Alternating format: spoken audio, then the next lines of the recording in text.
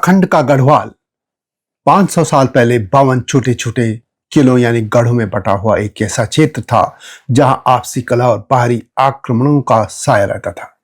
लेकिन फिर उदय हुआ एक ऐसे सूर्य का जिसने इन बिखरे हुए मोतियों को एक माला में पिरो दिया। महाराजा अजयपाल।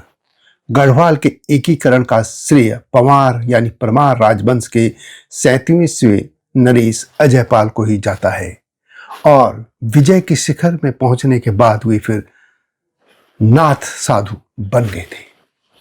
परमार वंश के 37वें राजा अजयपाल ने जब सिंहासन संभाला तो उनके सामने चुनौती पहाड़ जैसी थी। चांदपुर गढ़ी से शुरू उनका सफर रुकने वाला नहीं था। अपनी बेजोर वीरता और अचूक कूटनीति से उन्होंने एक एक कर उन 52 किलों के शासकों को फतह किया जो कभी खुद को स्वतंत्र समझते थे। सन 1490 में जब अजयपाल ने सिंहासन संभाला तब उनका शासन केवल चांदपुर गढ़ी तक सीमित था।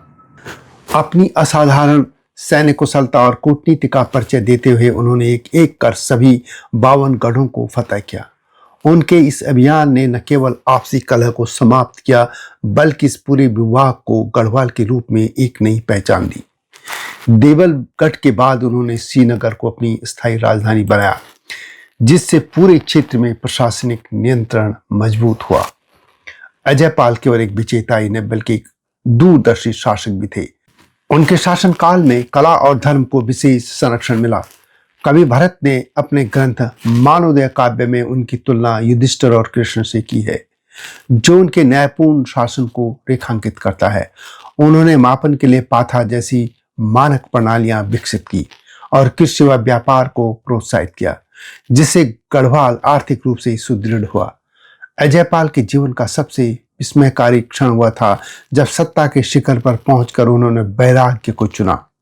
सम्राट चंद्रगुप्त मौर्य और सम्राट अशोक की भांति युद्ध की विभीषिका के बाद उनका मन आध्यात्म की ओर झुक गया था। उन्होंने नाथ संप्रदाय की शरण ली, गुरु गोरखनाथ की शरण में पहुंचे और संन्यास ग्रहण कर लिया था।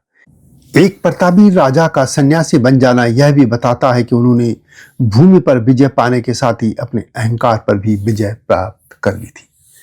इस तरह की वीडियो के लिए आप हिमालय लोक यूट्यूब चैनल में अवश्य आइएगा, आपका इंतजार रहेगा। यदि आपको मेरी वीडियो पसंद आती है तो शेयर भी कीजिए, लाइक भी कीजिए और एक बार अवश्य हिमालय लोक यूट्यूब चैनल पर आइएगा। और मैं हूं भारत की राजधानी नई दिल्ली से डॉक्टर हरीश चंद्र लखेड़ा।